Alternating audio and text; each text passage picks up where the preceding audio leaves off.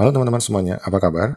Pada video-video sebelumnya, kita sudah mencoba untuk mengunggah data melalui QGIS ke PostGIS, lalu membacanya di GeoServer menggunakan metode data store, dan kali ini kita akan belajar cara untuk membuat stylingnya, sehingga data-data yang kita punya ini tampilannya akan lebih bagus atau lebih informatif. Seperti yang tampilan yang teman-teman lihat ini warna merah misalkan jalan tol, warna biru ini jalan-jalan kecil, dan seterusnya. Dan ini merupakan data jalan di Bandung seperti pada tutorial-tutorial sebelumnya yang sudah teman-teman ikuti.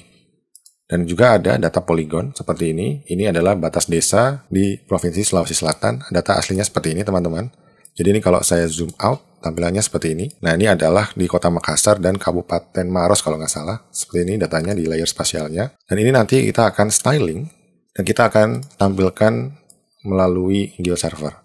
Dan tentunya secara konsep, teman-teman juga harus belajar SLD styling, di mana SLD ini artinya adalah Style Layer Descriptor, seperti ini. Dan ini yang akan kita gunakan untuk mewarnai data-data spasial kita yang akan memberikan informasi tertentu pada user atau pembaca data geospasial kita. Data geospasial itu tidak punya cara untuk melakukan visualisasi secara khusus, sehingga untuk menampilkan data itu, kita bisa membuat stylingnya. Nah, styling itu dapat dibuat dari bentuk warnanya, ketebalannya, dan atribut-atribut yang bisa ditampakkan. Nantinya akan dirender dan ditampilkan pada peta. Nah, pada GeoServer, secara eksklusif kita akan menggunakan yang namanya SLD. Di sini juga sudah dijelaskan. Dan nanti kita juga bisa menggunakan istilah style atau SLD. Nah, secara konsep SLD itu sebenarnya adalah file yang nantinya mendefinisikan parameter atau value yang nantinya akan dibaca oleh GeoServer, sehingga GeoServer bisa menampilkan atau memvisualisasi atau menyajikan peta dengan tampilan yang sudah kita set pada SLD file ini. Dan cara untuk menampilkan data-data geospasial ini berbeda-beda, ada vektor data dan juga raster data yang bisa dilayani oleh GeoServer. Untuk vektor data, seperti yang kita tahu ada 3 jenis geometri, yaitu points, lines, dan polygons.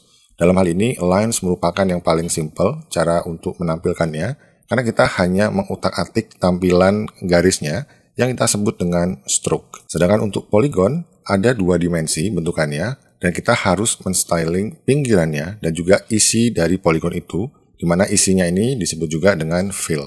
Nah, dua-duanya ini bisa di-style secara berbeda. Sedangkan untuk point, meskipun rasanya paling simple, ternyata dia ada yang bisa diutak-atik, ada 2, yaitu edge-nya, pinggirannya, dan juga kita bisa nge-fill dalam si titiknya itu sendiri. Jadi kita bisa membuat seolah-olah tuh titiknya tuh kayak lingkaran besar, atau mungkin kotak, atau segitiga, dan seterusnya. Dan ini untuk fill, kita bisa mengutak-atik warna, sedangkan stroke, kita bisa mengutak-atik warna dan juga ketebalannya. Dan untuk raster data, cara untuk men-stylingnya ini ada banyak ya. Kita bisa mengutak-atik palet warnanya, mengutak-atik opacity-nya atau penampakan nampak atau tidaknya, kontras, dan parameter-parameter yang lainnya. Ya, secara sederhana, tampilan SLD dalam bentuk XML bisa dilihat pada contoh berikut. Meskipun tampilannya tampak intimidatif, tapi sebenarnya ini hanya untuk men-styling titik saja. Di sini di paling atas kita lihat ada tag Style Layer Descriptor, di mana ada tulisan-tulisan lagi seperti XSI, XMLNS, dan seterusnya. Ini disebutnya dengan XML namespace, di mana ini akan mengatur aturan-aturan untuk menampilkan data-data XML di bawah ini. Jadi coba ya, saya search di bawah ini, saya klik kanan, search.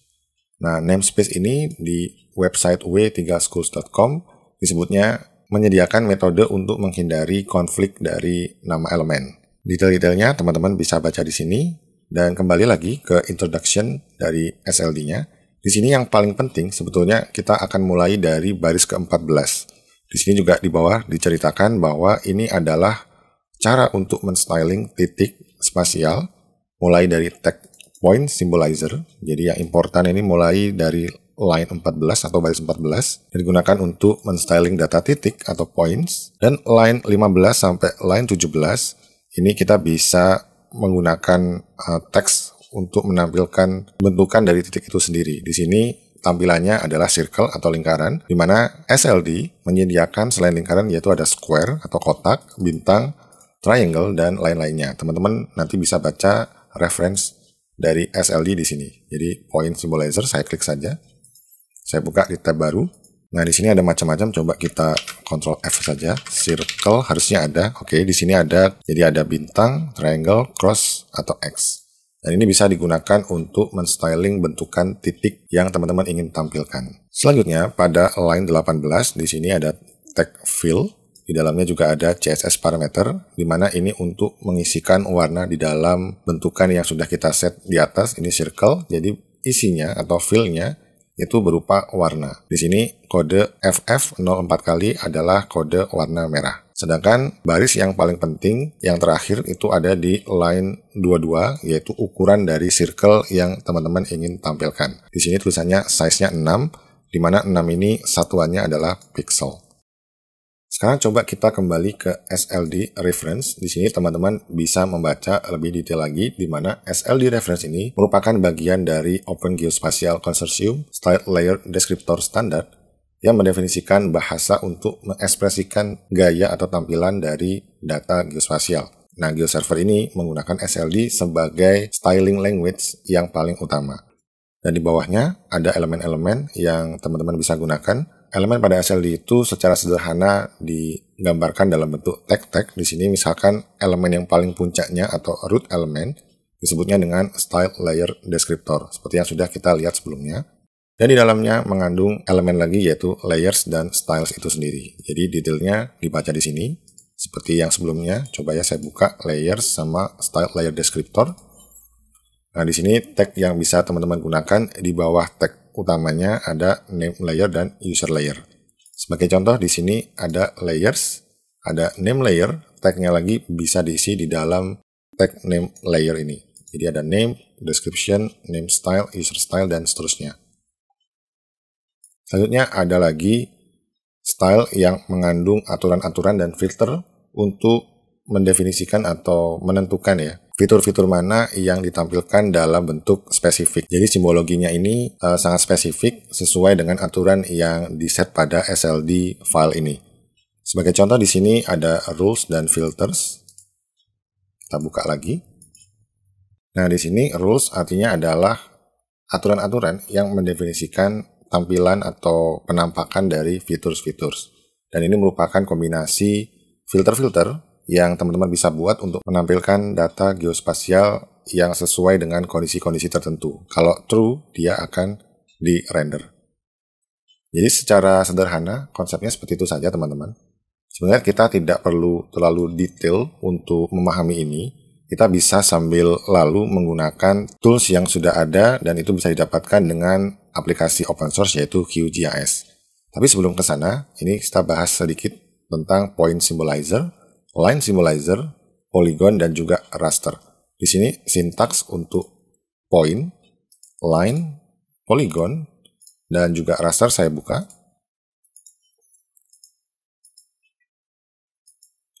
Nah, tampilan sintaks untuk point seperti yang sudah dicontohkan pada introduction di sini. Di sini teman-teman bisa menggunakan tag geometri, tag grafik, dan untuk grafik lagi di dalamnya juga bisa menggunakan tag-tag yang lainnya lagi. Detailnya teman-teman bisa baca sendiri. Sedangkan untuk line ada tag yang serupa, geometri, stroke, dan juga ada tambahannya ini perpendicular offsets.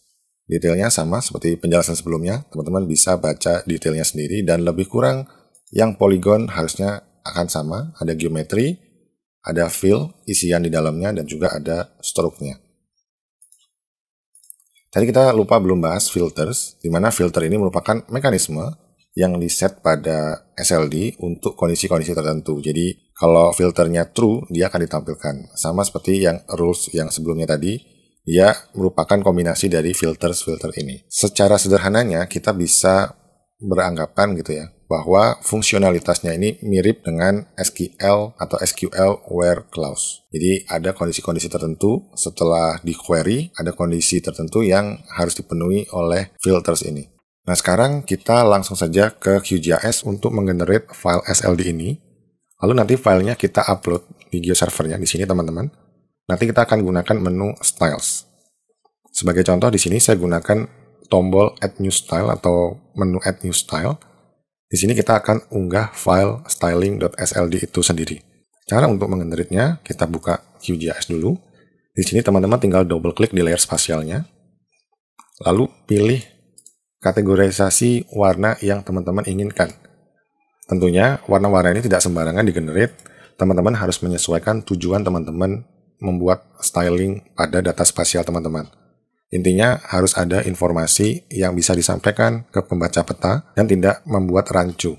Di sini saya gunakan WAD MKC, di mana WAD MKC ini artinya adalah WAD MKC adalah data wilayah administrasi kecamatan. Kalau KD ini kelurahan atau desa, KK ini adalah kabupaten kota dan seterusnya. Teman-teman bisa baca sendiri ya di sini.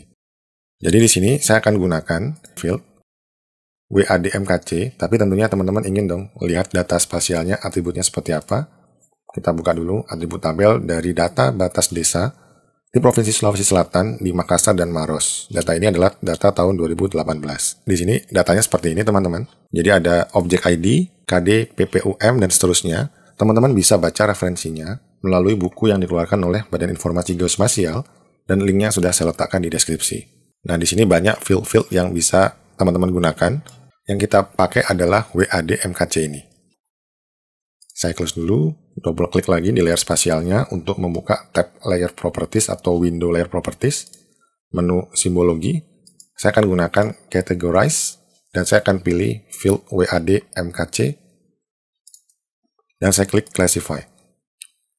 Yang tidak ada datanya akan saya uncentang, dan di bawah sendiri All Other Data yang tidak termasuk value-nya di sini akan diberi warna seperti ini. Coba saya apply. Nah, tampilannya seperti ini teman-teman. Nah, nanti untuk menggenerate file SLD-nya, teman-teman bisa menggunakan tombol di sini, Style, diklik saja, lalu Save Style. Klik, pilih Save Style-nya as SLD Style File, lalu arahkan ke tempat penyimpanan file teman-teman. Di sini saya sudah gunakan Style Sulawesi atau sulsel.sld. Saya pilih ini aja, saya timpa, saya override, saya okekan, lalu saya okekan lagi. Nanti data ini akan kita tampilkan atau kita munculkan di GeoServer dengan style yang sama seperti ini. Tentunya kita harus memindahkan data kita dulu ke PostGIS ke database PostgreSQL yang sudah kita set sebelumnya. Caranya klik database menu di atas ini, DB Manager, lalu connect ke PostGIS yang kita maksud. Saya gunakan VMware Ubuntu di sini. Tentunya kalau teman-teman mengikuti dari awal, teman-teman sudah tahu. Intinya kalau teman-teman sudah punya PostgreSQL dengan PostGIS, teman-teman bisa langsung mengunggah data seperti yang saya lakukan saat ini. Nah, di sini saya sudah punya data sebelumnya ya, di sini. Ini coba saya klik kanan, saya delete, saya hapus dulu, yes. Sekarang kita unggah data yang kita punya ini, yaitu batas desa di Makassar dan Maros, import layer atau file di sini, tinggal pilih filenya yang ada di tab yang di sini. Lalu okekan saja. Tunggu sampai proses uploadingnya selesai. Kalau sudah selesai tinggal di OK.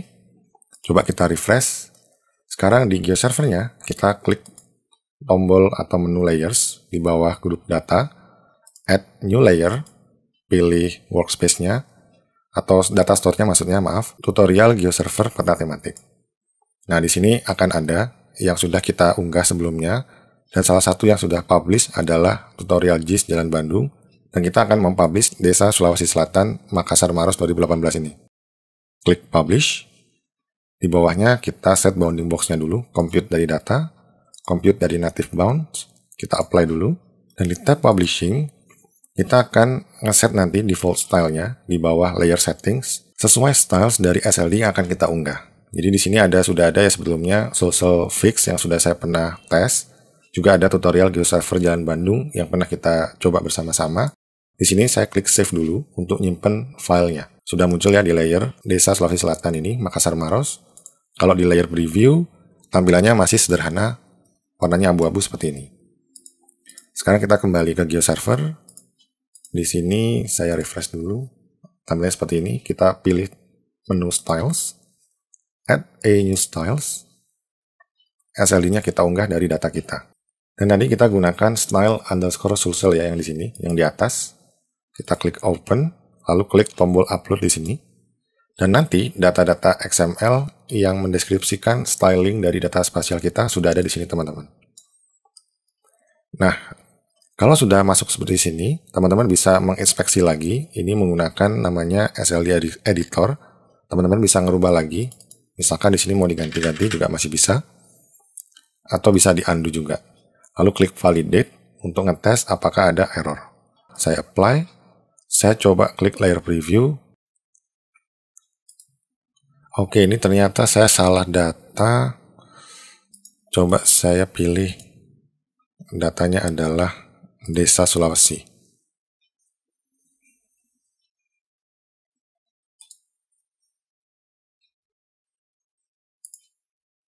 Oke, sudah bisa teman-teman. Tadi ini datanya salah ya teman-teman.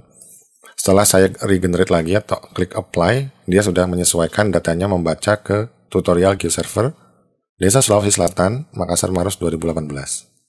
Saya klik save, saya kembali ke layers. Kita buka layer Desa Sulawesi Selatan, Makassar Maros 2018. Tab Publishing, default stylenya kita pilih yang style_Sulsel. Klik apply, klik save, coba cek di layer preview. Data ini kita klik open layers. Nah, previewnya sudah seperti ini. Jika pada sebelumnya warnanya masih abu-abu seperti ini coba saya refresh. Nah, belum saya refresh dia sudah ganti ke style yang sudah kita set sebelumnya. Kalau kita bandingkan dengan data styling yang ada di QGIS, tampilannya harusnya sama. Karena kita mengenerate menggunakan style ini, kita save stylenya, lalu kita taruh di GeoServer. Kira-kira seperti itu singkatnya teman-teman. Semoga video ini bermanfaat dan sampai jumpa di video selanjutnya.